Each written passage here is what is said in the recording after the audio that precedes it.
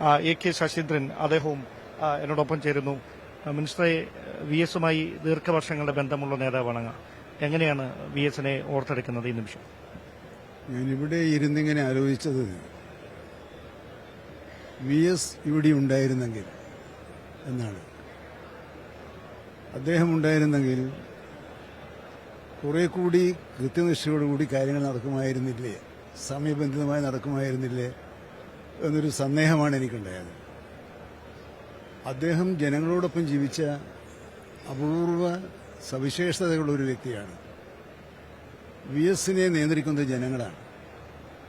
ജനങ്ങൾക്ക് വേണ്ടി ജീവിച്ച അദ്ദേഹത്തെ ജനങ്ങളിപ്പോൾ അവസാനമായി നോക്കുകയാണാൻ ഞാൻ മുമ്പിൽ എന്ന നിലയിൽ വന്നുകൊണ്ടിരിക്കുകയാണ്.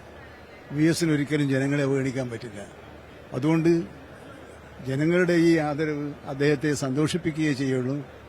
ആ സന്തോഷം അദ്ദേഹത്തിന് മനഃശാന്തി നൽകട്ടെ എന്ന് ഞാൻ ആശിക്കുന്നു. പ്രതിപക്ഷ നേതാവായി പ്രവർത്തിക്കുമ്പോഴാണ് ഞാൻ അദ്ദേഹവുമായി കൂടുതൽ എടുക്കുന്നത്. കാരണം ഇടതുപക്ഷ ജനാധിപത്യ മുന്നണിയുടെ പരിപാടികളിലെല്ലാം പോകുമ്പോൾ പല സ്ഥലങ്ങളും സന്ദർശിക്കേണ്ടതായിട്ടുണ്ടല്ലോ. പ്രശ്നബാധിത പ്രദേശങ്ങളിൽ പ്രതിപക്ഷ നേതാവ് എന്നുള്ളത് ഞങ്ങളെ LDFിലെ ഘടകകക്ഷികളെയും കൂട്ടിയാണ് അദ്ദേഹം പോവുക.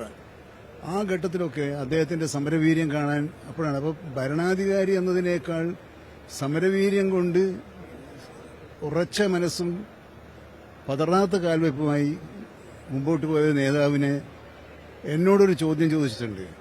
1982 എ കെ ആന്റണിയും കൂട്ടരും ഇടതുപക്ഷ ജനാധിപത്യം വേണ്ടി വിട്ടുപോകാൻ തീരുമാനിച്ചപ്പോൾ ഞങ്ങളുടെ നിലപാട് ഇതാണെന്ന് ഞാൻ പറയാൻ അദ്ദേഹത്തെ കണ്ട് പറയാൻ പോയിരുന്നു. അപ്പം എന്നോട് ചോദിച്ചു, ആലോചിച്ചാണോ തീരുമാനിച്ചത്?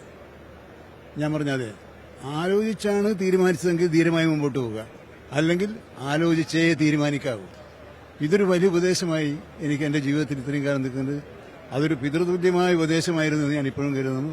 എന്റെ പൊതുപ്രവർത്തനത്തിൽ ഞാൻ എടുത്തു ചാടി ഒരു കാര്യവും പറയാതിരിക്കാൻ എന്നെ പഠിപ്പിച്ചത് സഖാവ് വി എസ് അച്യുതാനന്ദൻ എന്ന വലിയ മനുഷ്യനാണ്.